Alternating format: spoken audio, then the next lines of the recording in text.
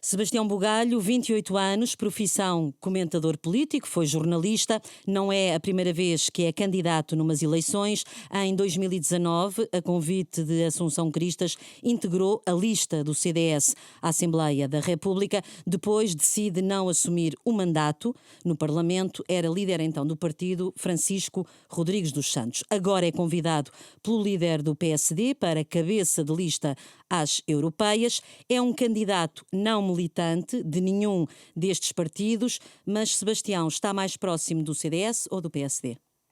Eu estou próximo da AD, o projeto que me convidou foi a Aliança Democrática. Aliás, eu como independente... Mas são dois partidos diferentes, São semelhantes dois em partidos alguns... diferentes que estão a governar em conjunto. Eu não escondo que as minhas origens políticas, e sempre como independente, começaram no CDS, vêm do CDS, e também não ignoro que a Aliança Democrática é liderada pelo Luís Montenegro, que é presidente do PSD. Mas eu, fundamentalmente, sou um independente da área política do centro-direita, é assim que eu me identifico. Eu confesso que, do ponto de vista partidário, a parte mais confessional dos partidos, ainda sou, no fundo, um iniciante. Mas nunca pensou em inscrever-se num ou noutro partido? Eu Porque nunca... esta entrada na vida política vai ser só como não militante? Eu vou fazer a campanha como independente, sou cabeça de lista independente, e exercerei o meu mandato da forma o mais independente possível. Aliás, porque como já tenho dado a vários debates, o nosso manifesto e a nossa equipa, nomeadamente a da AD, tem vários graus de demarcação e de independência face ao PPE. Portanto, até aí também seremos independentes. Em relação ao meu percurso, eu agora estou focado em dar o meu melhor e em fazer com que esta equipa e este programa tenham um bom resultado no dia 9 de junho. Faz precisamente um mês que o seu nome foi anunciado, foi uma surpresa, não só no PSD, para toda a gente, Passou a correr, fez o mês ontem. até para si, que tinha férias marcadas, não é? Tinha ido ao barbeiro. Que trunfo é que traz para esta campanha? O que é que pode fazer diferente dos políticos com mais experiência? O que é que o Sebastião traz de novo a esta campanha? Bem, quer dizer, eu acho que trago um pouco mais do que a notoriedade. Há quem tenha reduzido o convite à notoriedade e é um primeiro impulso que eu consigo compreender, mas eu trago vontade. Eu trago ambição no melhor sentido de ambição. Ambição de aprender, ambição de fazer melhor, ambição de servir, ambição de uma Europa que não esqueça os mais velhos, mas que ao mesmo tempo procure soluções que nem sempre conseguiu encontrar para os mais novos. Nós olhamos para os estudos mais recentes sobre os portugueses e o europeísmo, por exemplo, o último estudo da Fundação Francisco Manuel dos Santos, e é muito interessante porque identificamos um paradoxo em que os portugueses quase que acreditam tanto na Europa que sentem que nem têm que ir votar para o Parlamento Europeu, e obviamente que têm, especialmente num ano como 2024. Portanto, no fundo, aquilo que eu sinto, como alguém que tem 28 anos e que nasceu num Portugal livre e numa Europa livre e sem muros, é que nós temos que responder a essas expectativas por cumprir dos portugueses na Europa e, sobretudo, defender a Europa no mundo. Eu acredito muito naquilo que estou a fazer. Eu acredito que sim, a abstenção é um dos problemas desta eleição, precisamente no dia 9 de junho, véspera de uma semana com alguns feriados, pelo menos 2 aqui em Lisboa. O que é que está a fazer para... Lá estou eu a não ir de férias outra vez, está a ver? É verdade. O que é que está a fazer para levar as pessoas a irem votar no dia 9 de junho? Porque é preciso falar disto durante a campanha. Já pensou na estratégia, não só do apelo ao voto nesta coligação, mas Bem, eu não sou um estratega político, não sou um estratega político, estive envolvido e contribuí ativamente para o programa eleitoral, para o Manifesto Europeu, e obviamente que estamos a fazer campanha de rua e pré-campanha de rua de norte a sul no país. No último fim de semana fizemos cerca de 2.300 quilómetros, estivemos em 8 distritos, portanto queremos fazer uma campanha de proximidade. Eu acho que a proximidade ajuda a combater a abstenção. Se as pessoas sentirem que nós queremos saber, queremos estar próximos delas, que estamos a ouvir as preocupações delas, eu acho que as pessoas vão ter mais interesse no projeto europeu. Eu, sobretudo, notei uma diferença, e notei mesmo, atenção, eu notei uma diferença entre o momento em que apresentámos o programa e aquilo que aconteceu a seguir, porque as pessoas quiseram saber das propostas, quiseram saber se a proposta ia afetar ou não a vida delas, as pessoas interessaram-se. Portanto, eu acho que se nós conseguirmos transformar o europeísmo dos portugueses em algo que eles não só acreditam, como acreditam que pode mudar a vida deles, pode ser que o resultado e que a abstenção nos surpreenda no dia 9 de junho. Eu, pelo menos, tenho essa esperança. Que proposta é que ouviu que pergunta é que ouviu nas ruas sobre propostas concretas da AD e que resposta é que deu? Olha, as pessoas estão preocupadas e isso é interessante e é transversal do ponto de vista regional. as pessoas estão preocupadas com a habitação, apesar de, como sabe, a habitação ser, neste momento, uma competência nacional dos Estados. Portanto, nós já sabíamos isso através dos estudos que foram publicados pelas fundações independentes e até por alguns outros estudos que tivemos acesso, que as pessoas, quando querem soluções, olham para a Europa e quando olham para problemas, olham para a habitação. Portanto, muitas perguntas relacionadas com a habitação, e é por isso que nós estamos determinados a levar esse debate a sério no Parlamento Europeu, e acho que também poderemos falar disso ao longo desta entrevista. Sim, já lá iremos. Mas para continuar a responder à sua pergunta sobre que perguntas é que me fizeram a mim e à nossa equipa ao longo da estrada, a proposta do cartão 65 Plus, ou mais 65, também foi uma proposta que acolheu alguma recepção, porque as pessoas tinham curiosidade em saber o que é que poderia, em concreto, mudar, nomeadamente no acesso aos transportes, às filas dos eventos culturais, às filas dos eventos desportivos, porque é esta preocupação em particular, e depois as pessoas também estão preocupadas com o ambiente da guerra. Ou seja, é muito curioso que, apesar de Portugal estar geograficamente distante da frente de batalha na Ucrânia, estamos na ponta oposta, não é verdade? Os portugueses querem saber do que se está a passar na Ucrânia. Eu sinto isso. Eu senti isso em Vila Real, senti isso em Bragança, senti isso em Castelo Branco. As pessoas estão preocupadas com a guerra e, sobretudo, as pessoas querem paz. Há uma proposta do nosso programa, do nosso manifesto, que propõe a inclusão de enfermeiros e médicos militares na Força de Intervenção Rápida Externa Europeia, porque nós queremos que a defesa europeia seja uma defesa para a paz, e também sentimos essa preocupação da parte dos portugueses. Acho que respondi à sua pergunta. Tem estado na estrada ainda já em pré-campanha. O Primeiro-Ministro tem dito várias vezes que as europeias não são a desforra das legislativas, mas podem ser entendidas como umas primárias das eleições antecipadas. É isso que tem sentido também junto da população? Eu confesso, e não quero ser político consigo, até porque ainda não tenho muito jeito para tal, mas eu confesso mas que... já se candidata a um cargo público. É verdade, mas para uma resposta assim mais politizada, não é? Mas eu confesso-lhe, é mesmo verdade, Liliana, ainda ninguém me fez essa pergunta. Ou seja, ainda ninguém me veio perguntar se eu acho que as europeias... Mas acha? Vão servir para uma segunda volta. Eu não acho, até porque não... Mas são umas eleições importantes não, para o claro governo. Que são, e não vale a pena fazermos o falso discurso, que seria falso, de que existem eleições num país e que ninguém vai fazer reflexões ou uma reflexão no dia a seguir às eleições. Claro que vamos analisá-las e refletir sobre os resultados, inclusivamente eu próprio e a Aliança Democrática e os nossos adversários. Não vou aqui criar uma narrativa como se as eleições europeias não importassem. Não é assim. Estas eleições importam. Importam para o país, importam para o futuro da Europa e também importam para o governo, porque não sabe se vai ter um orçamento para o próximo ano. Importam para os equilíbrios políticos que neste momento não são evidentes na Assembleia da República. Não são evidentes no sentido em que não há precedente na Assembleia da República de uma proximidade tão grande nos tempos mais recentes. Mas para responder diretamente à sua pergunta, eu não posso antecipar uma segunda volta, porque da parte do Partido Socialista eu não ouço ninguém dizer que vai chumbar o orçamento. Percebe? Portanto, mas também não ouve ninguém dizer que vai passar. Isso é verdade. Mas, ou seja, se o Dr. Pedro Nuno Santos, o líder da oposição, e o Partido Socialista anunciassem hoje: nós vamos chumbar o orçamento do Estado para 2025, que será negociado ou pelo menos debatido este outono. Nós vamos chumbar esse orçamento de Estado. E o Presidente da República viesse dizer, como já fez noutro orçamento, que se esse orçamento fosse chumbado, que dissolvia a Assembleia da República. Portanto, se nós pudéssemos todos partir do princípio que iria haver eleições antecipadas, aí eu assim poderia responder, isto são... Mas podemos supor... Mas eu não tenho... É que repare, eu não tenho essa informação. Eu estou convicto que o orçamento vai passar, que não vai haver eleições antecipadas e que vai haver estabilidade política. Durante 4 anos? Durante 4 anos não sei, porque eu não estou no Parlamento, nem sou líder da oposição. Mas eu não sinto... Sinceramente, não sinto que o foco destas eleições europeias deva ser... Mas deixe-me só fazer outra pergunta. Sistemas nacionais. No caso de eleições antecipadas, admite ser candidato se receber esse convite? Não, absolutamente que não. Agradeço que faça essa pergunta, porque, como sabe, há cabeças de lista e membros de listas que são concorrentes da Aliança Democrática que foram candidatos à Assembleia da República até há muito pouco tempo, no PS e fora do PS. Eu não fui candidato a eleição nenhuma e na minha lista também não. mas eu não tenciono ser candidato nessas eleições antecipadas, não tenciono ser candidato nas eleições autárquicas de 2025 e também posso dizer por razões legais que não posso ser candidato às presidenciais de 2026. Não sei se os meus... Vai cumprir o mandato de 5 anos no Parlamento Europeu. Não sei se os meus adversários se podem comprometer a não concorrer a estas eleições todas que aqui referimos.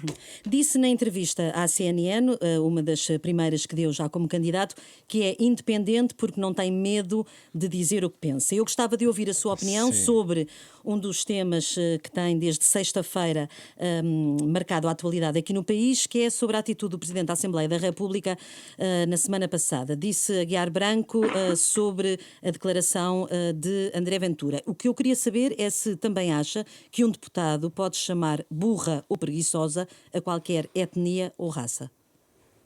Isso foi a declaração. É que eu não ouvi a sessão plenária. A pergunta que eu lhe coloco mas foi uma pergunta colocada a Aguiar Branco e ele disse pode.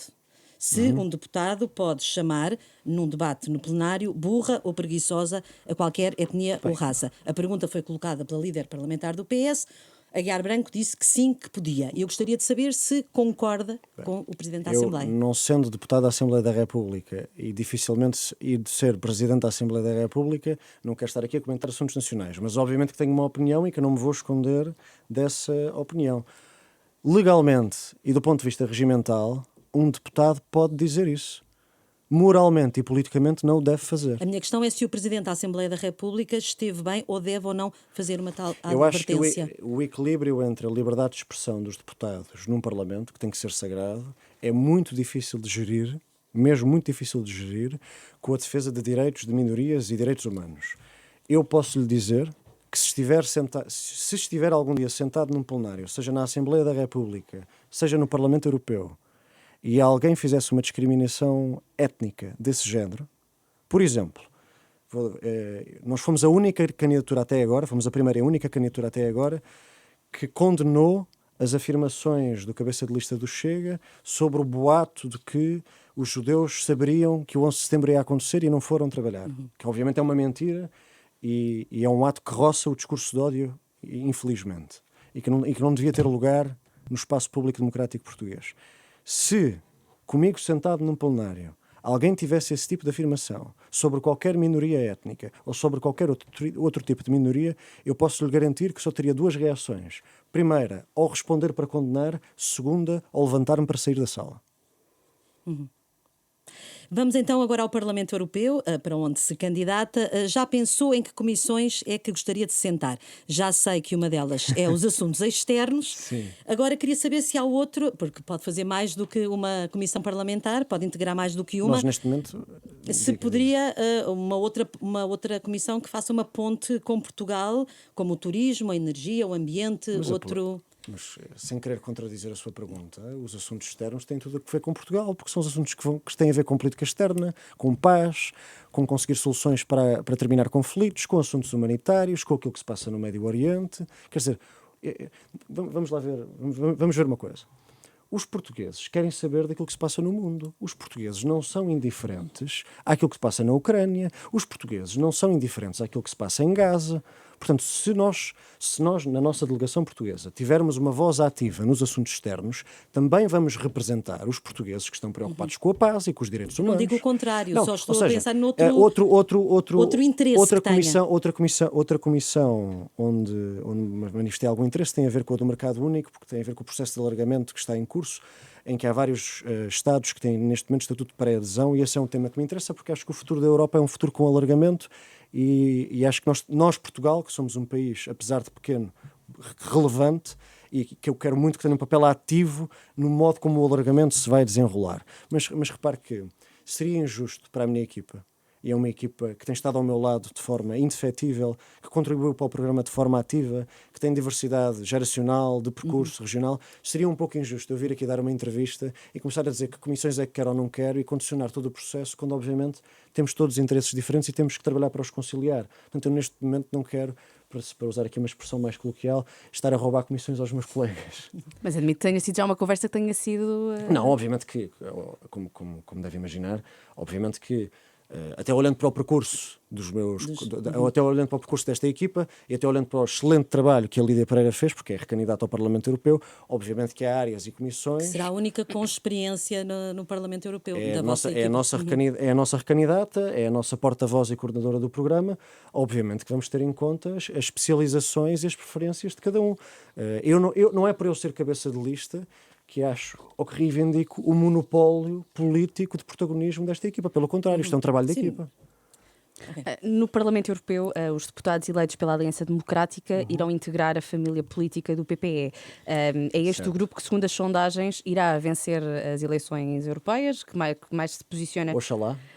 Iremos ver, mas quem ganha mais, e aqui recordo, estamos a falar de sondagens, obviamente, são os dois grupos de direita radical, os reformistas e conservadores europeus, e a Identidade e Democracia. A minha pergunta é muito concreta. Conservadores, obrigada. A minha pergunta é muito concreta e tem também, recupera aquilo que disse há pouco em relação a discursos de ódio e que se levantaria, caso houvesse algum tipo de comentário do género, levantar-se ao Sírio ou... Não me seria indiferente. Como Não te seria diferente num plenário. A minha pergunta é se, e aqui recordo que houve grupos políticos do centro-esquerda no Parlamento Europeu que subscreveram uma declaração conjunta a apelar aos partidos democráticos que rejeitem qualquer normalização, cooperação ou aliança com os partidos de extrema-direita e radicais.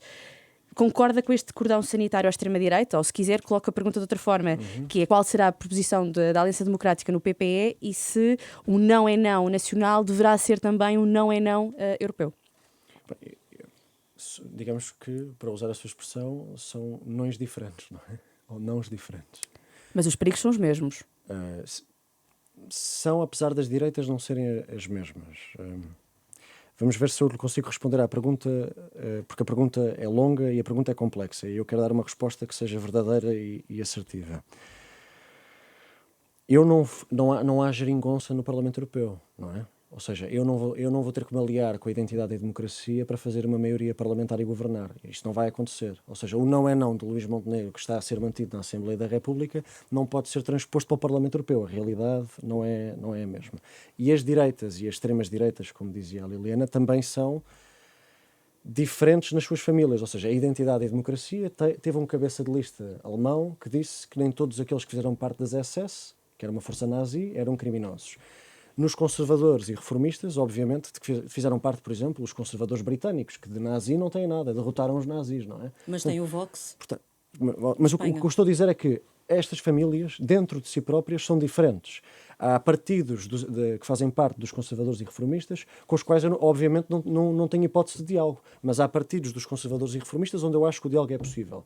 Há partidos da identidade e democracia onde, obviamente, nomeadamente a alternativa para a Alemanha, onde não há qualquer hipótese de diálogo.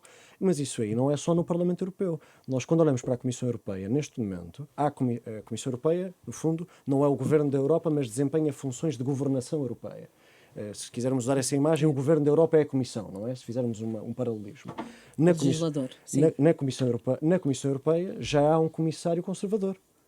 Há um comissário dos verdes. Há um comissário dos liberais. Sim, mas este grupo dos conservadores e reformistas integra partidos de extrema-direita, o Vox. Não é? O Vox é um partido que está... E agora ficamos mais ou menos com a ideia Certo. de que o Chega poderá trocar... Ideologicamente, posiciona-se mais para um não é não, deve ser transporte a nível europeu, ou impõe limites e tem as suas linhas vermelhas. Ok, já percebi. Eu se calhar não percebi bem a pergunta. Eu reformulo.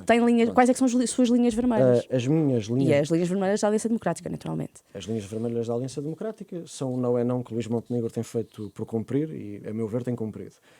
As linhas vermelhas da Aliança Democrática no Parlamento Europeu, que creio que é a sua questão, são as linhas vermelhas de Ursula von der Leyen enquanto Presidente da Comissão Europeia. Mas ela abriu a porta a uma eventual colaboração mas com linhas vermelhas, ou seja, rejeita partidos que não sejam europeístas, rejeita partidos que não cumpram com as regras do Estado de Direito e rejeita partidos que não apoiem a Ucrânia. Estas são as linhas vermelhas de Ursula von der Leyen, nas quais eu pessoalmente me revejo.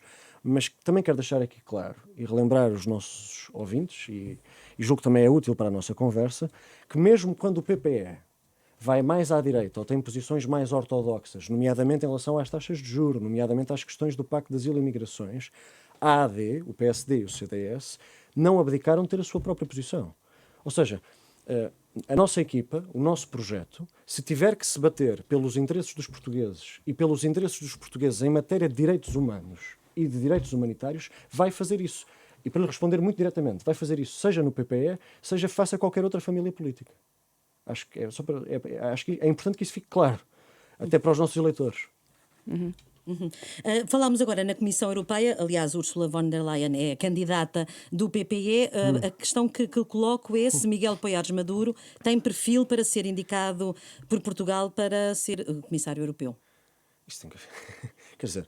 Estou a perguntar se tem perfil para... Eu sei que algumas pessoas, me tomam como excessivamente ambicioso. Eu tenho tentado mostrar que a minha ambição é uma ambição de alguém que quer aprender e servir. Mas seria um excesso bastante exagerado de ambição substituir a responsabilidade do Primeiro-Ministro de escolher o Comissário Europeu. Então, mas deixa-me dizer uma coisa, que eu acho que isto é importante.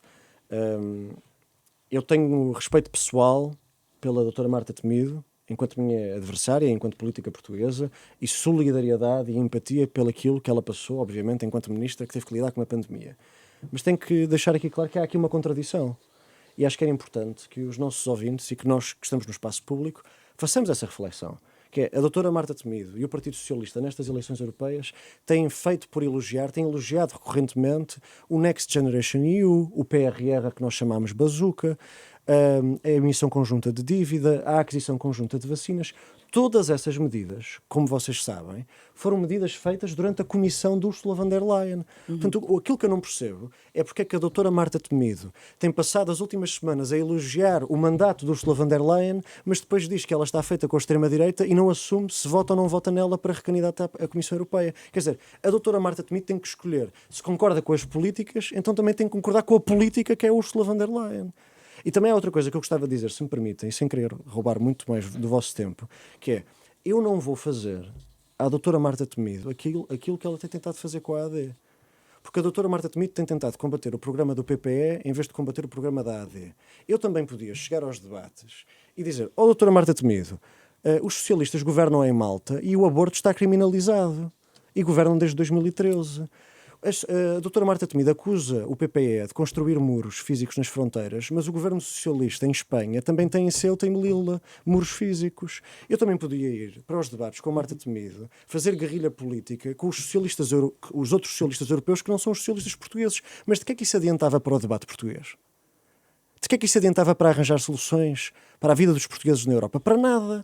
Então, eu acho que devíamos reconcentrar a discussão política nos programas dos partidos portugueses para a Europa. E vamos então centrar esta entrevista no programa da AD. Uma das medidas que lá está e que destacou, aliás, na apresentação do programa, é a inclusão do direito à habitação na Carta dos Direitos Fundamentais da União Europeia. A questão é... Isto é meramente simbólico. Qual é que é o efeito prático? O que é que resolve? Não é meramente simbólico. Obviamente tem uma carga simbólica, mas que a democracia e a política não são imunes ao simbolismo e, pelo contrário... Mas qual é o efeito prático? As pessoas nos estão a ouvir. O que é que isto muda? Eu, para já, espero que... Na nossa vida ou na vida da Europa? Espero que tenham dado conta que a doutora Marta Temido anunciou ontem que votará a favor dessa resolução se ela for apresentada no Parlamento Europeu. Portanto, pelo menos já há um consenso de que a habitação deve ser consagrada e universalizada como direito fundamental na Carta dos Direitos Fundamentais da União Europeia. Mas isso também reflete a concordância com o pedido que António Costa fez o ano passado, em setembro, quando pediu à Presidente da Comissão Europeia que houvesse uma resposta conjunta à crise da habitação por parte da União Europeia. Não é a mesma. Concorda com essa posição? Não, porque não é a mesma coisa. Quais é que são as diferenças? Não, porque os mecanismos são diferentes. Ou seja, mas o princípio é o mesmo. Acabou de dizer que era uma medida simbólica, não é? Não fui eu que disse que era uma medida simbólica. Mas concordou, admitiu que podia ser simbólico. Eu digo que o simbolismo faz parte da política. O que eu digo é que esta medida é mais do que simbólica. O Dr. António Costa tem uma visão, ou tinha, porque é ex-primeiro-ministro, tinha uma visão para a habitação e para a Europa e para a habitação. Nós temos outra e temos soluções e propostas diferentes. Se me permitir, eu posso falar sobre elas. Se me permitir. Agora, a questão é, nós só poderíamos fazer isso. Ou seja, nós só podíamos, de boa fé, chegar ao Parlamento Europeu e apresentar estas propostas de que lhe vou já falar e que são muito mais do que simbólicas, se, pelo menos é esse o nosso entender, garantíssemos uma base jurídica, no fundo, a abertura de um horizonte legal e constitucional, para depois avançarmos com propostas que não, como se diz no futebol, batessem na trave. Porque senão, eu fazia a campanha toda a prometer soluções aos portugueses para a habitação, chegava ao Parlamento Europeu e não conseguia aprovar nada. Isso não é ser sério com as pessoas. Isso não é fazer política séria com as pessoas. Nós não podemos... A discussão... Eu vou às propostas, Liliana, garanto que vou às propostas. Mas a discussão sobre a habitação na Europa não pode estar dividida nestes dois grupos, que é o que está um bocadinho até em Portugal, que é o grupo que não quer falar de habitação na Europa por razões formais, porque diz que é uma competência dos Estados, e há pessoas que se estão a comportar assim, e há o grupo que está a prometer tudo a todos em relação à habitação e depois chega ao Parlamento Europeu e não consegue mudar nada. Nós, para mudarmos alguma coisa, temos que começar pelo Mas princípio. o Parlamento Europeu não legisla, portanto também não muda... O Parlamento Europeu não tem iniciativa legislativa, mas tem iniciativa política. Portanto, nós podemos avançar com uma proposta para universalizar o direito à habitação na Carta dos Direitos Fundamentais. A partir daí, para chegar às propostas, a partir do momento em que abrimos esse horizonte legal, nós conseguimos justificar uma alavancagem que nós julgamos que é necessária. Como? Reforçando o pilar social do InvestEU, antigamente chamávamos o Plano Juncker, o antigo Plano Juncker, e abrimos uma janela de habitação através da juventude. O Plano Juncker não o previa, o InvestEU não o previa, tinha uma série de janelas para a modernização, para a tecnologia, para as empresas, e a nossa proposta, já com a habitação consagrada como direito universalizado na Carta dos Direitos Fundamentais, é inseri-lo no InvestEU. O que é que isto poderia permitir? Só por exemplo, poderia garantir que a Europa forneceria uma garantia europeia para a primeira habitação aos jovens. Mas então isso é uma resposta conjunta da Europa à crise da habitação. Não. É exatamente aquilo que António Costa sugeriu. O que António Costa queria... Ele não deu propostas concretas, admito. Pronto, mas o António Costa não deu propostas concretas. Eu estou a dar. Eu não posso ser prejudicado por dar uma proposta concreta. Não, não mas é? ninguém é que o está a prejudicar. Estou-lhe a perguntar se concorda com esse princípio de que deve haver uma resposta conjunta à crise da habitação. Há uma diferença que eu julgo. O António Costa não está aqui a debater connosco, mas se estivesse, até acho que seria um debate animado sobre habitação e Europa. Eu terei todo Quando o ele gosto em estiver na fazê-lo. Europa, talvez. Se algum dia esse debate se propiciar, eu estou mais do que disponível. Mas as soluções são diferentes porque as famílias políticas são diferentes e, obviamente, que há diferenças ideológicas. Aquilo que nós queremos fazer, por exemplo, com este exemplo, depois de universalizarmos o direito à habitação na Carta dos Direitos Fundamentais da União Europeia, com a abertura desta janela no InvestEU, ou seja, abrindo uma janela social no InvestEU, aquilo que pretendemos fazer, através de taxas bonificadas, é conseguir, por exemplo, aprovar no Parlamento Europeu, propor no Parlamento Europeu, uma garantia europeia a um investimento em construção através do mercado. Portanto, a nossa ideia é animar o mercado através de uma garantia que é dada pela União Europeia. Não é uma solução estatista. Quer dizer, nós nunca... O Dr. António Costa queria resolver o problema pedindo dinheiro à União Europeia. Nós queremos soluções que sejam mais sociais-democratas no sentido em que conciliam mercado, Estado, Europa e responsabilidades nacionais. Eu acho que fui claro. Portanto, é tornar a União Europeia não ser um mero multibanco, como disse na Portanto, como vê, é uma proposta que é coerente. Nem o milheiro que partimos quando precisamos. Mas não é isso que tem sido a União Europeia e todo este debate que temos feito à volta dos PRRs. A União Europeia para as pessoas também é os fundos comunitários e é... Pronto. Eu acho que a União Europeia para os políticos, e esse é um discurso que tem sido muitas vezes dito, a União Europeia acaba por ser... Nós só falamos sobre ela, com o dinheiro que ela nos dá ou com o déficit que ela nos obrigava a não ter, não é? Mas eu acho que para os portugueses, mais do que para os políticos, a Europa é muito mais do que isso. A Europa é paz. Para os jovens é o Erasmus também, não é? Mas é muito mais do que isso. É um espaço de liberdade, segurança, justiça, partilha. E deixa-me voltar aqui um bocadinho atrás à pergunta difícil, porque nós não temos medo das perguntas difíceis. A Liliana tem razão quando diz que há soluções que é preciso procurar soluções novas. O Partido Popular Europeu existe, como nós o conhecemos, desde 1997. Eu nasci em 1995. Obviamente que alguém que tem estes anos de vida não fez sempre tudo bem. A realidade vai mudando. Nós também temos que nos adaptar a um mundo em mudança.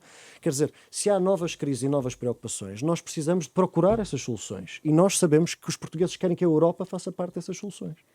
Pegando aqui naquilo que disse sobre serem necessárias novas soluções, novos modelos, se quisermos, de resposta, que reformas prioritárias considera que o Parlamento Europeu deve fazer neste próximo mandato? Sei que o PPR discorda que o Parlamento Europeu tenha um papel legislativo. Não sei se tem uma visão diferente, qual é que é a posição da AD sobre esta matéria, mas se conseguisse identificar aqui que reformas é que acha que de facto são necessárias para mexer, se quisermos, com a Europa, para recuperar aqui a sua expressão de abanar um bocadinho. Abanar um bocadinho? O Parlamento Europeu e a União Europeia. Portanto, não, há uma grande... Para garantir que há respostas diferentes, tais como disse. Olha, eu vou-lhe dizer uma coisa. Há uma grande distância entre as instituições europeias e os europeus, mas não há uma grande distância entre os europeus e a União Europeia. E o Parlamento Europeu pode ter uma responsabilidade nessa aproximação. Sobretudo, uma das ideias que temos, e que já está, aliás, prevista, portanto não é preciso descobrir a pólvora para resolver o problema, é fazer cumprir o Tratado de Lisboa. Ou seja, fazer com que os Parlamentos Nacionais sejam mais incluídos e façam parte com mais protagonismo, com maior dimensão, no processo legislativo e no processo político europeu. Quer dizer, não faz sentido que a Comissão dos Assuntos Europeus em Portugal seja praticamente anónima na comunicação social portuguesa. No Tratado de Lisboa está previsto que os Parlamentos Nacionais têm que fazer parte do processo decisório político na União Europeia. Eu acho que isso deve ser reforçado. E acho que o Parlamento Europeu, interligado, por exemplo, com a Assembleia da República, pode ter esse papel. Deixa-me também dizer-lhe que também acho que as coisas não estão assim tão más. Por exemplo, nos últimos mandatos, nomeadamente com a Presidente do Parlamento Europeu, a Roberta Metsola, apesar de não ter competências diretas de política externa, obviamente que não tem, foi possível a Europa ter uma voz humanitária, defensora de direitos e com presença em locais de crise humanitária e locais de guerra, em que essa voz foi presente, em que essa voz foi marcante, em que a democracia europeia foi mais longe porque o Parlamento Europeu se fez ouvir. Portanto, eu acho que as coisas não estão assim tão mal. Mas descarta aqui um papel legislativo para o Parlamento Europeu? Eu, neste momento, acho que nós temos capacidade de iniciativa política. Ou seja, a iniciativa legislativa está na Comissão Europeia, como ainda há pouco falávamos e sabemos, mas eu acho que nós, através da nossa capacidade de iniciativa política, conseguimos influenciar em muito aquilo que acaba por ser a proposta legislativa que vem da Comissão. Mas deixe-me também acrescentar. Esse tipo de reformas implicaria mudanças de tratados, implicariam reformas de tratados. Nós, como sabe, está no nosso programa, é a nossa posição de princípio, acho que sabe isso, não somos favoráveis a grandes mudanças estruturais do ponto de vista dos tratados, porque achamos que há outras prioridades, nomeadamente defender a Europa da guerra. Bem, estamos mesmo quase, já passámos os 30 minutos. Queria só colocar-lhe mas uma... eu estou a gostar da conversa. Pois. Queria só colocar-lhe uma última questão. Vai cumprir as recomendações, quer da Comissão, quer do Parlamento Europeu, e deixar de ter o TikTok nos seus aparelhos, no iPad, no telefone? Já sei que tem uma conta no TikTok. Tem feito lá a campanha também, não é? Porque é uma das questões que se tem falado, aliás, até porque, pronto, se vai deixar de ter e se vai cumprir as recomendações. Posso responder? Em relação a tudo aquilo que são redes sociais, tecnologia e cibersegurança que tenham que ver com os nossos rivais sistémicos, e rival sistémico é a expressão utilizada para se referir à República Popular da China, como sabemos é de onde vem o TikTok. Eu acho que todos esses assuntos nos devem preocupar, que temos que estar vigilantes e que obviamente que no dia em que a União Europeia considerar que o TikTok é uma ameaça à segurança nacional portuguesa ou europeia, que rapidamente a minha conta deixará de existir. Pode contar com isso. Portanto, será apagada depois das... Confesso que nunca esperei que me fossem pedir para pagar o TikTok, mas eu também nunca esperei que iria ter TikTok. Eu vou... pedir desculpa à Manuela e fazer uma outra questão, recordando aquela que foi a sua entrevista / despedida do lugar de comentador da SIC, disse que neste primeiro momento que a reciprocidade era um bom princípio, quando foi questionado sobre se apoiaria a candidatura de António Costa a um cargo europeu, dando a entender que admitia apoiar António Costa, e recordando que ele teria eu só recordei. Apoiado, sim, mas disse, a frase é sua, reciprocidade é um bom princípio. E eu concordo. Teve indicação da AD para recuar, porque entretanto a sua resposta a esta pergunta acabou por ser um bocadinho ajustada. Continua a achar que a reciprocidade é um bom princípio, ou neste momento já não é uma matéria da AD pronunciar sobre uma eventual candidatura de António Costa a um cargo europeu? Eu continuo em absoluto a tomar a reciprocidade como bom princípio, porque não mudo os meus princípios conforme a política. Posso lhe dizer que ninguém da AD, nem nenhum dirigente, nem nenhum militante me procurou pressionar em nenhum dossiê, apesar das propostas de políticas públicas obviamente serem um trabalho de equipa, mas sobre essa questão em concreto do Dr. António Costa, não para ser franco consigo, não foram as minhas respostas que foram diferentes. Foram as perguntas que foram feitas que foram diferentes. Então eu volto a perguntar, se continua a achar que a reciprocidade é um bom princípio e estaria disposto a apoiar uma candidatura de António Costa? Eu não, os eurodeputados, como sabe, não têm voto na matéria do Presidente do Conselho Europeu. Mas apoio mediático e público tem sempre um peso, não é? Mas na altura de Durão Barroso, os eurodeputados portugueses... Sim, mas o Dr. António Costa ou dizem que é candidato ao Presidente do Conselho e não ao Presidente da Comissão Europeia. Mas eu vou responder, eu vou responder à sua pergunta. Esta campanha tem sido sobre temas europeus. O Dr. António Costa fez um compromisso solene ao país de que não assumiria qualquer cargo público ou oficial enquanto a sua situação judicial não estivesse esclarecida, coisa que até hoje não está. Mas eu vou responder da forma mais franca e transparente possível.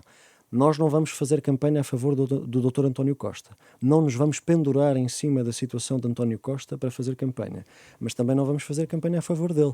Sobre a reciprocidade. É sempre um bom princípio, na política e fora dela. Então recuou. Obrigada. Obrigada.